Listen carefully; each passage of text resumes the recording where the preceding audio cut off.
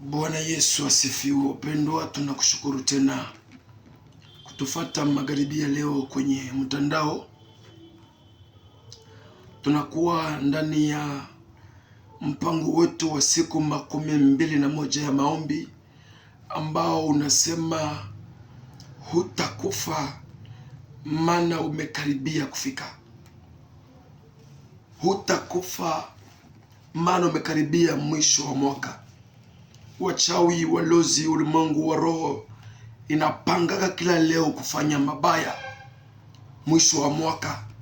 Halafu nimekuja na ujumbe kwa ajili ya ndugu kuambia kwamba japokuwa mpango upo, lakini Bwana amesema nasi kupitia maombi ya kwamba hatutakufa maana tumekaribia kuvuka ngambo.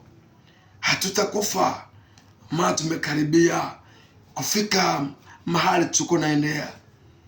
Basi tusome kitabu Injili ya Luka 8 mstari wa 22. Tunasoma kwa jina la Yesu. Un de ces jours-là, il monta dans le bateau avec ses disciples. Il leur dit: passons sur l'autre rive du lac. Et ils partirent.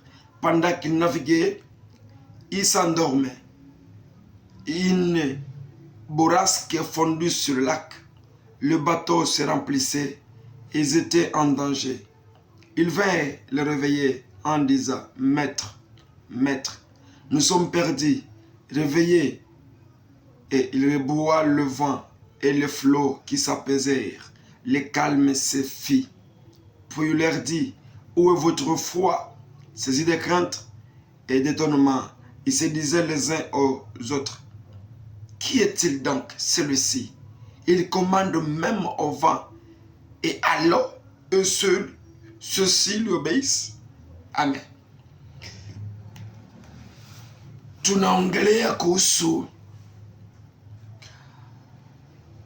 attitude ama hali ya kukamata wakati mtu anapitia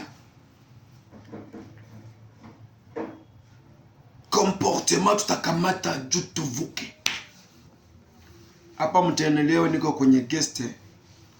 Wengi wanatumia guest kwa kutumia kujipendeza, kukitanda wanajipendeza kabisa, alafu sisi tumefaidika kupitia hapo. Tutangaze habari njema. Tumekuwa kwa nchi ya wageni, alafu tumepata nafasi ya kupumzika, halafu natubidi tuseme kwa ajili ya Bwana. Yesu akatembea mgini na mgini. Kwa mwisho Yesu akatembea na mitume 12. Baadaye wanawake walikuwa miongoni na umati ya watu ikamfuata Yesu. Halafu Yesu akapana mfano ya mpanda mbegu. Moja zikaanguka katika njia, ingine katika mawe, ingine katika miba, na ingine katika udongo mzuri. Na pia akapana tafsiri. Kisha hapo inatuambia kwamba wazazi wa Yesu wakaja kumtafuta. Akasema, wazazi wangu sio wale ambao wanasema, lakini ni hawa ambao wanasikia neno la Mungu. Ni kusema wao ambao wananisikiliza saa hii, uko wa maana sana na Mungu anakupenda na ana mpango mwema kwa ajili yako. Baadaye wakavuka ngambo, akapandia mtumbwi, wakavuka ngambo. Alipovuka ngambo, zaruba ikainuka, upepo ukainuka. Yesu amelala, lakini maji inaingia, zaruba inaingia, upepo unapiga. Mitume wakakosa comportement, wakababa. Unajua, wakati shida ipo, hata imani inapunguka. Wakati tatizo inapitia, mtu anapitia tatizo, labda magonjwa, labda maisha ya kupanga, labda masikini, labda madeni, imani inapunguka. Wakasahabu kama wako na mwalimu, wakababaika. Kwa mwisho wakamwamsha Bwana: Mwalimu, mwalimu, tunagandamizwa, tunaangamia, tunapotea, tunakufa. Mwalimu akaamka. Sio kulala kwa Yesu ama kimya, kunyamaza kwa Yesu ndio inaonyesha absence yake. Hapana, sio kwamba Yesu yakujibia mahitaji umeomba tangia mwanzo wa mwaka. Leo useme basi tumemaliza mwaka, tunakuwa mu Desemba peut-être au mu Janvier, au ukatumaini kwamba hanisikie na kamata njia nyingine. Hapana, sio kulala kwa Yesu, sio kunyamaza kwa Yesu yamaanisha kwamba hakusikii wala haipo maishani mwako. Iko. Akaamuka, akanyosha mkono, akakemea upepo, zaruba, hapo vikanyamaza. Miujiza ya hapo. Tuko ndani ya maombi ya siku 21 ya jibu hapo, la réponse instantanée. Hapana kesho, leo unaomba, leo magonjwa yanapona. Ukija kanisani ambapo tunawasha moto, utaona mkono wa Mungu. Sisi wengine ni magoti iseme, ni mbingu ziseme, ni mbingu zitusikie, na mbingu zitusaidie kuvuka ngambo, kumaliza mwaka na kuanza mwaka mwingine. Walipomwamsha akakemea pepo, dharuba ikatimika. Wakasema, wakashangaa. Niliposoma hapa nasikia wanasema wakashangaa, wakaulizana, huyu ni nani ambaye mpaka dharuba inamtii? Ni kusema walitembea na Yesu na hawamjamuelewa. Hakuna shida kama unaweza kuwa unaomba kanisani, unapiga magoti, unafunga, unatoa, unaabudu, na kumbe haumjua mwenye uko na muomba. Haujamuelewa vizuri ya kwamba ni nani. Inaonekana kimaandiko kwamba mitume hawakumjua. Akawaambia, imani yenu iko wapi? Namna gani takujikomporte mwa hii period ya kumaliza mwaka, ya kufika ngambo, ya kuvuka mwaka tufike mwaka wengine? Ya kwanza inabidi tumukaribie Mungu. Approchez-vous de moi, dit l'Éternel. Tumukaribie nani? Tumukaribie Mungu.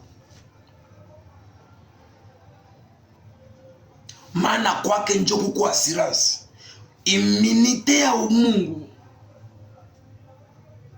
upako na utukufu wa Mungu itatuchunga. Ni kusema wewe ambao umekuwa mbali na Mungu kupitia maisha ya dhambi, ni wakati ya kurudia umkaribie Mungu ili uvuke, ili tumalize mwaka, ili tuanze mwaka, ili ufikishe kazi, ili ufunge ndoa, ili upate kujifungua, ili biashara viendelee. Inabidi kuacha nini? Dhambi na kumkaribia Mungu. Ya pili, kusudi tufike ngambo, inatuomba kumwamsha. Petro akaona, mitume wakaona kwamba tumeshasomba mai mumutumbu inashindikana, dharuba haipunguke, inabidi tumwamshe Bwana. Mwalimu, amka tunaangamia. Mwalimu akaamka. Tutamwamsha Mungu kwa maombi. Biblia inatuambia kwamba wakati mwenye shida humlilia Mungu, Bwana husikia.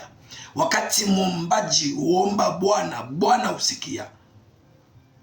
Nous devons réveiller l'Éternel dans nos prières. Voilà combien de fois tuko msiku 21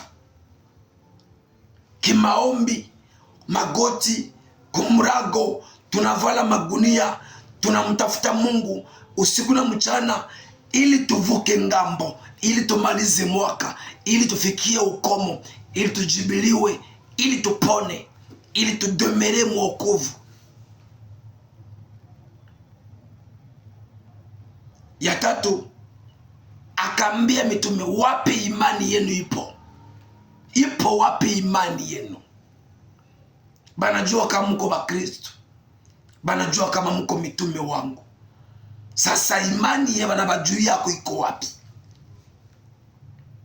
Banajua kwamba unakuwa muombaji, wala uko mtumishi, wala unashiriki kanisa fulani, programu za kanisa haukose, lakini imani iko wapi? Kwa kipindi hiki unapitia, kwa maisha ya sezo ya leo, kipindi cha generation ya leo, wokovu tunao unajengwa juu ya imani. Na Mungu hujibie maombi hapana, bali Mungu hujibia imani. Na imani sio kukua wa community fulani, lakini imani ni kuishi selo maandiko. Japokuwa hauyaviona, me unatumainia. Japokuwa hauisikie, me unaamini. Japokuwa hauyavigusa, me unaviishi. Njo imani.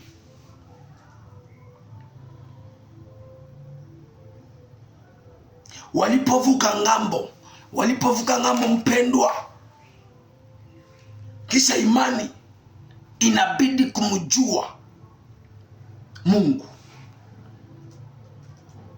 Njo nguzo ine ambazo inabidi Mkristo ananifuata kwenye mtandao awe nazo ili tuvuke pamoja. Hauwezi muomba mwenye haujui. Hauwezi abudu Mungu usiyemjua. Mitume wakasema huyu ni nani? Ni kusema kwa kumuelewa. Na kama hujaelewa Mungu, utamuelewa tu mambo ya juu. Na sasa unaona benye bamuelewa mungazi ya juu wanafanyikiwa, utawashtaki ya kwamba wamegusa dawa. Maana Mungu hujirisha, hujionesha, hujifunua kwa mtu kulingana gisi amemtafuta. Ukamjua Mungu ambaye anapanaka bugani na sombe, utabakilia pale. Kuna wale ambao wanamjua kwamba ni Mungu ambaye anapana manyumba, magari, mandoa, uzao, safari, cheo.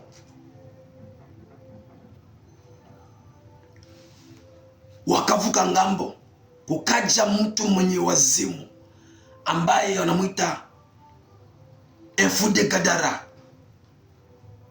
Alikuwa anaishi makaburini. Unajua makaburi ni fasi pa woga. Makaburi ni fasi pa kimya. Makaburi ni fasi kwenye kuna lazwa maproje inasheve. Kuna warembo wamelazwa, kuna wasomi wamelazwa, kuna matajiri wamelazwa, kuna sijue wenye jamaa wamelazwa, wenye mali wamelazwa, wenye huduma wamelazwa na haziatimilika, wenye ndoto zimezikwa makaburini, na waovu wamelazwa.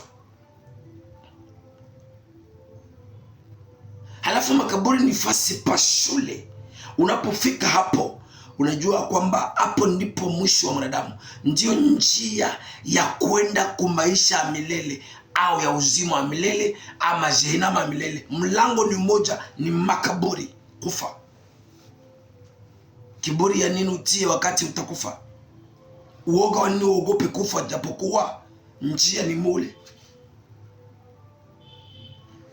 Mwenye mazimu akachomokea kumwambia Bwana, kuna nini kati yako na mimi na sisi?